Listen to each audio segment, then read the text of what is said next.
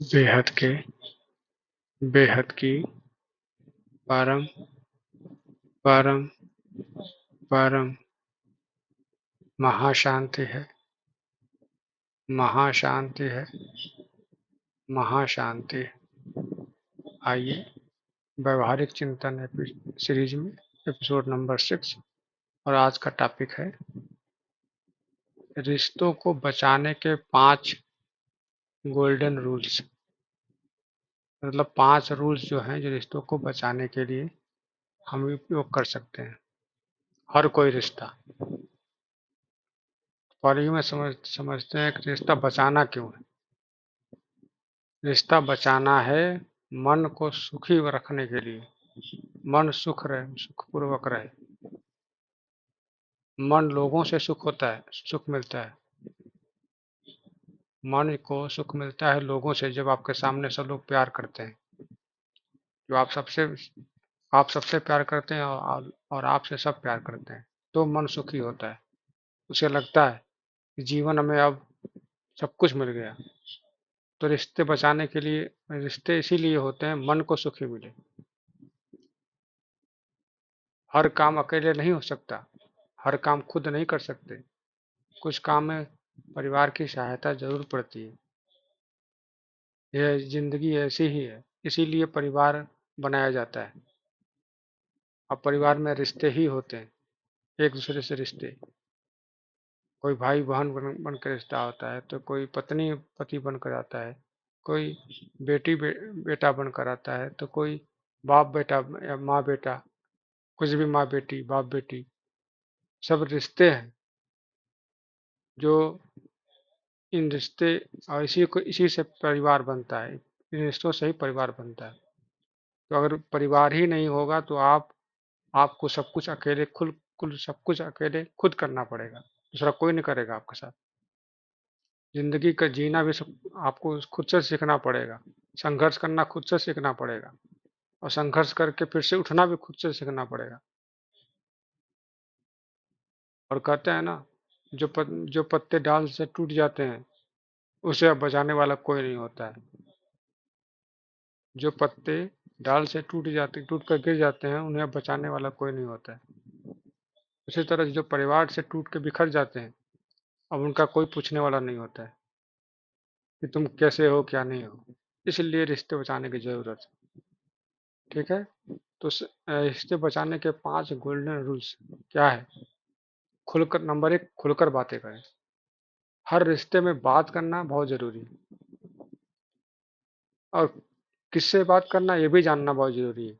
जिससे समस्या हो डायरेक्ट उससे बात करना, कोई तीसरा पर्सन नहीं। तीसरा पर्सन के माध्यम से बात करेंगे, तीसरा पर्सन आपकी बात को क्या समझेगा और उसके बाद वो क्या उसे बताएगा। क्या पता उसमें मिर्च मसाला लगा के वो तीखा बना के भेजे तीसरा पर्सन, या इतना कम बताए कि वो भी ना समझ पाए कि वो क्या बता रही, क्या समस्या बता रही है तीसरा पर्सन।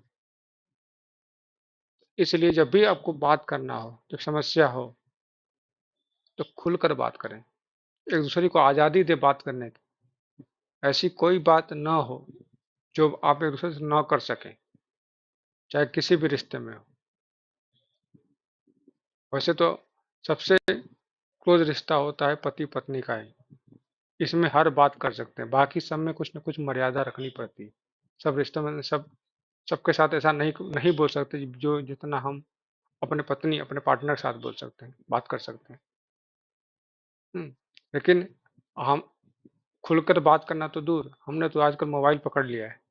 मोबाइल में बैठे रहेंगे, सोशल मीडिया में दोस्तों से पूछेंगे कि भाई दोस्त क्या बता रहे हो।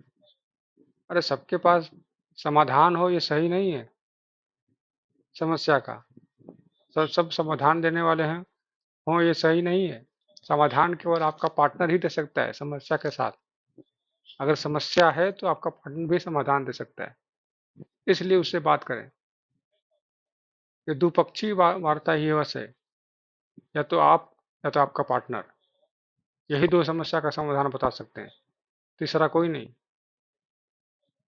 जैसे आजकल आजकल देख रहे हैं लड़ाइयाँ होती हैं, वार होता है।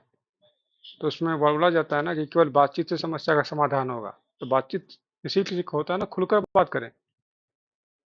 जो समस्या है खुलकर बात करें।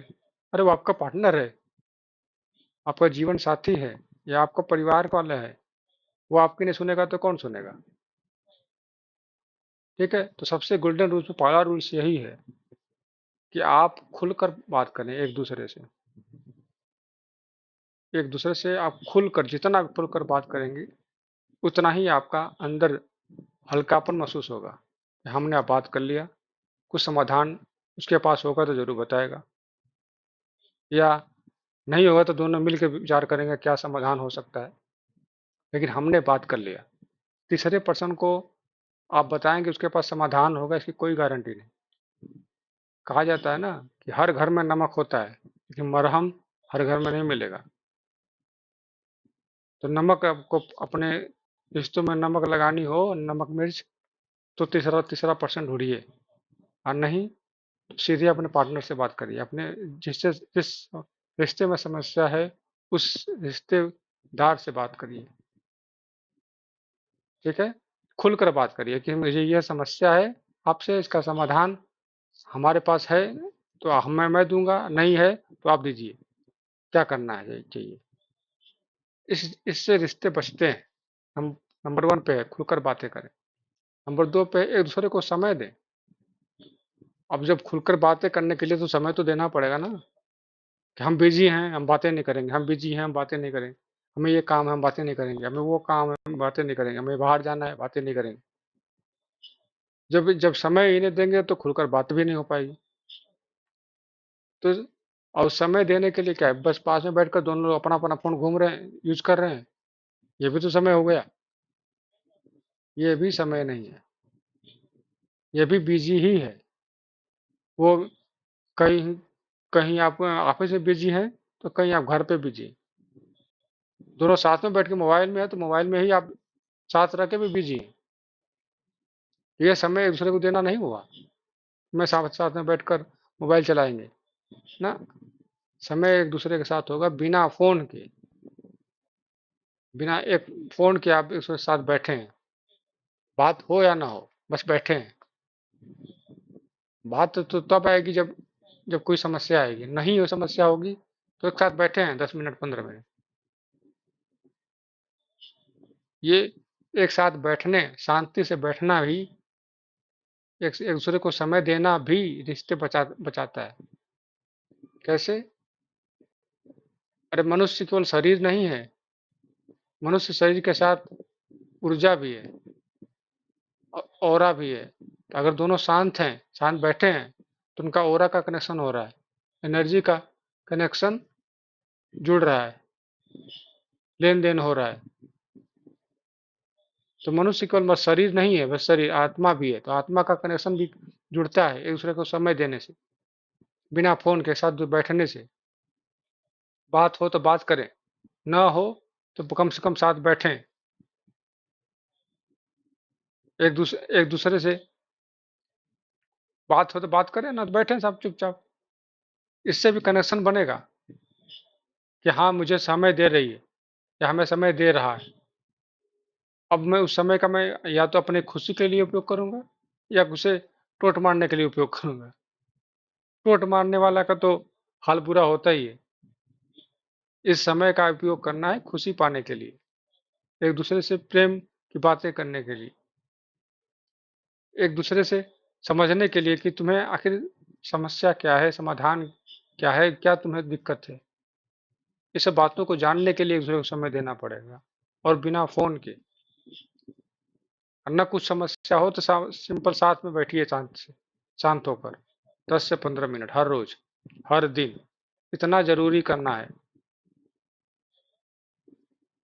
अगर उस पर से कुछ समझ में ना आए क्या करना है, तो जो पुस्तकें हैं, पुस्तकें के साथ बैठिए, पढ़िए, खुद पढ़िए और उसे सुनाइए। जो पुस्तक, अच्छी पुस्तक हो उसको बारे में पढ़िए, कभी एक दूसरे के साथ उसको सुनाइए। क्यों? क्योंकि ज्ञान बढ़ाना भी जरूरी है, केवल रिश्ते बचाना जरूरी नहीं है। ज्ञान भी बढ़ना जरूरी है, विकसित भी, चेतना का भी विकसित होना जरूरी है। जब चेतना विकसित नहीं होगी तो आपको, आप कितनों भी समझाएंगे समाधान, मुझे समझ में नहीं आने वाला। कितनों भी समाधान बताएंगे कि ये सही है तुम्हारे लिए, जो समझ में नहीं आने वाला। तो फिर क्या करना है, फिर उसको समय दीजिए 10-15 मिनट, और उसे उसे मतलब जो किताब है, किताब में पढ़ रहे हैं, समझ रहे हैं, कुछ समझ, उसे समझाइए कि मैंने ये पढ़ा और इसमें ये ऐसा समझ मुझे आया, तुम्हें क्या लगता है। तो वो अपनी अपनी समझ बताएगी। तो इस तरह समझ का भी शेयर करना जरूरी है एक दूसरे से, तब रिश्ते बचते हैं। ठीक है। नंबर 3 है, छोटी छोटी चीजों पे खुशियां ढूंढें। बिल्कुल, छोटी छोटी चीजों में खुशियां ढूंढें। अब समय, आप बात कर रहे हैं, ज्ञान की बात कर रहे हैं, तो ज्ञान में खुशियां मिलेगी। अरे यार, तो मुझे ये पता पता चला कि ऐसा ऐसा भी होता है, ऐसा अनुभव होता है। किताब पढ़ रहे हैं तो किताब में, अरे ये तो लिखा हुआ है इस किताब में, शेयर करें। ठीक है, अपनी बातों को शेयर करें। छोटी छोटी चीज में शेयर करने में खुशी हो जाए, खुश खुश अनुभव करें कि मैंने अपने पार्टनर से बता दिया, अरे मुझे ये मिला आज, या मुझे गिफ्ट मिला। बड़े बड़े गिफ्ट नहीं जरूरत, उसके सामने अपनी अपने दिल की बात कह सके, यह भी उसके लिए गिफ्ट है कि मुझे पसंद है, ये चीज पसंद है, या तुम्हारी तारीफ में मुझे तुम्हारी ये अदा पसंद है। बातें करना के लिए यह भी तो है। पार्टनर से कह सकते हैं कि मैं आपसे प्रेम करता हूँ। कैसा प्रेम करता हूँ, कि मैं भी ऊंचा उठूं, तुम भी ऊंचा उठो, मेरे साथ हम दोनों ऊंचा उठें, हाईएस्ट चेतना को प्राप्त करें। और तुम्हें, और ये बताने वाला भी हो कि भैया तुम भी वही हो जो मैं हूँ, बस शरीर का अंतर है।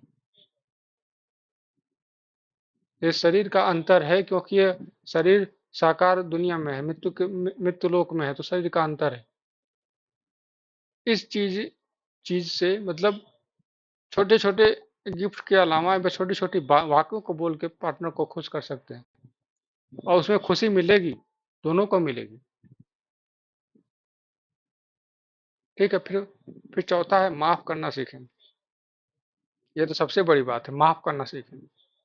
गलती तो सबसे होती है, लेकिन माफ वही करता है जो रिश्ता बचाना चाहता है। रिश्ता बचाना क्यों चाहता है, मैंने बता दिया। जो मन को सुखी चाहता है, मन से सुखी होना, वो रिश्ता बचाना चाहता है। जो मन से दुखी रहना चाहता है, वो रिश्ता तोड़ना चाहता है, क्योंकि उसे अब सब कुछ अकेले करना है, उसे मन से दुखित है। और माफ करना जिसे नहीं आता, वो रिश्ता बचा नहीं सकता। गलती तो सबसे होती है, बात तो सही है। लेकिन ग, लेकिन गलती में एक होती है बहुत बड़ी गलती, उसे तो माफ नहीं किया जा सकता, क्योंकि वो गलती अब जानबूझ के किया गया हो तो उसे माफ नहीं किया जा सकता। छोटी गलती को माफ किया जा सकता है। छोटी गलती क्या, अरे खुटपुट छुटपुट इधर उधर बातें हो गई, इधर उधर की बातें कर दिया, या इधर उधर छुटपुट किसी से बोल बातें करके आ गया फालतू का, या ऐसे कुछ भी हो सकता है, छुटपुट छुटपुट गलती, छोटी मोटी गलती। तो उसके लिए करना भी सीखें, और दोनों को सीखना है।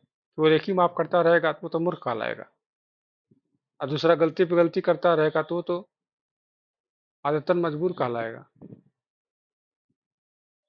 तो उस रिश्ते में कुछ रहा नहीं, जो कि एक जो गलती पे गलती करते ही रहना है, तो कितना माफ कोई करेगा।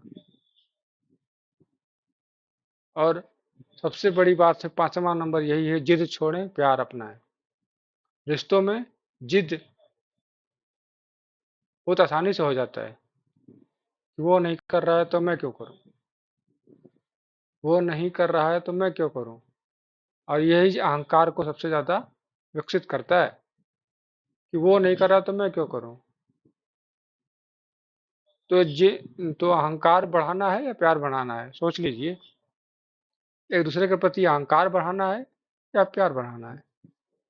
प्यार बनाना है तो जिद अपने किनारे और प्यार अपने किनारे, प्यार जरूरी। तो जिद छोड़ना ही पड़ेगा। खुद